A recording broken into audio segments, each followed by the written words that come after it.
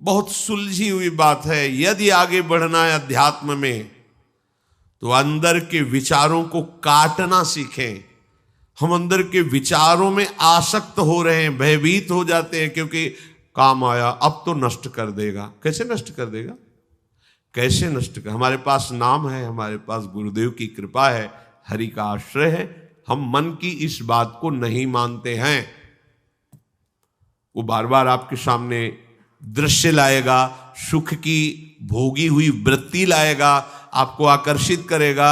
आपकी दृष्टि राधा नाम पे होनी चाहिए, आपकी दृष्टि गुरुदेव के वचनों में होनी चाहिए। ये हमारा दुश्मन हमारे नाश के लिए आया, कभी आपका पतन नहीं हो सकता।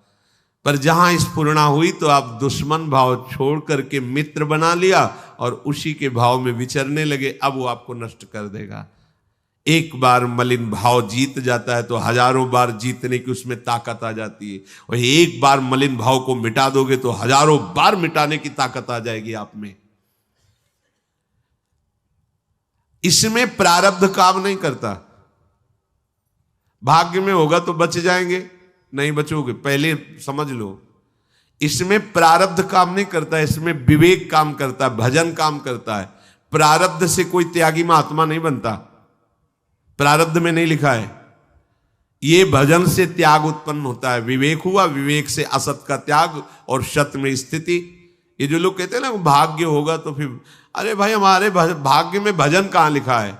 तो किसके भाग्य में भजन लिखा है? भजन भाग्य में नहीं लिखा है। भजन करने के लिए मनुष्य जन्म दिया गया है। अब आप भजन न करो, भोगों को भोगो, ये तुम्हारी बात है। प्रारब्ध से केवल सुख दुख मिलता है, भजन नहीं। भजन का मार्ग कृपा से मिलता है, और हम पर कृपा हो गई है। अब हमको विचारों में नहीं फंसना है, विचारों को काटते हुए भजन में फंसना है। भजन का निरंतर तैल धारावत चिंतन में लाना, विचारों को नष्ट कर देना है। विचारों को नष्ट कैसे किया जाता है? भजन पर दृष्टि रख करके। पर यहां उपासक नए नए बीज बोने लगता है असत भावना के। पकड़ है महापुरुषों की। चले हैं हम जड़ से संसार के अस्तित्व का भाव मिटाकर भगवान के अस्तित्व में स्थित होने के लिए, पर नए नए हम बीज बोने लगते हैं। किसी की निंदा, किसी की स्तुति, किसी में गुण, किसी में दोष, कोई मित्र, कोई शत्रु। अब हम ये बनाने आए कि मिटाने आए हैं? हृदय से देखो, बहुत लोगों का ऐसा स्वभाव होता है, बिना मित्र बनाए रह नहीं सकते, बिना वो बात किए नहीं रह सकते, बिना व्यवहार बनाए नहीं रहते। भाई यहां वृंदावन आए हैं हम, परमार्थ मार्ग के पथिक हैं, तो क्या करने आए हैं? केवल प्रियालाल से हम मित्रता करने आए हैं, केवल प्रियालाल से ही हम बात करने आए हैं, यहां केवल प्रियालाल से ही हम मिलने आए हैं, यहां केवल प्रियालाल के होने आए हैं। देखो ना अंदर विचार करके, आप क्यों आए हो यहां? प्रियालाल के लिए आए। फिर ये क्यों कर रहे हो? ये नए नए बीज क्यों बो रहे हो हृदय में, राग द्वेष के, निंदा स्तुति? ये नया परिचय क्यों बना रहे हो? पुराना परिचय, बाप बाबा मर गए लेकिन संबंध अभी यही बना हुआ है, उनकी चर्चा, उनकी बात। उपासक नए बीज बोने नहीं आया, पुराने बीजों को भस्म करने के लिए उपासना में कदम रखा है। हम पुराने संबंधों को मिटाकर यहां नए नए संबंध बनाते हैं। परमार्थ में भी चल जाता है, काका गुरु, दादा गुरु, मौसी हो, क्या मतलब परमार्थ में भी। अरे भैया इन सबको मिटाने के, बोले धर्म की बहन, तो अधर्म की बहन कौन है हमारी?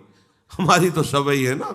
हाँ बिल्कुल, ये माया का प्रपंच है, कुछ नहीं, एकमात्र गुरु वाणी, निरंतर उसी पे चलना, बस किसी से संबंध नहीं।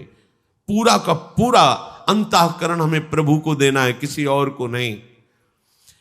प्रारब्धवशात दुख सुख की ये वृत्तियां आती हैं, भजन की वृत्ति प्रारब्ध से नहीं आती। ये भूल जाना कि हमारे भाग्य में काल ही कर्म ईश्वर ही मिथ्या दोष लगाए। परमार्थ के साधक कुछ ऐसे होते हैं जो तोते की तरह परमार्थ की बातें याद कर लेते हैं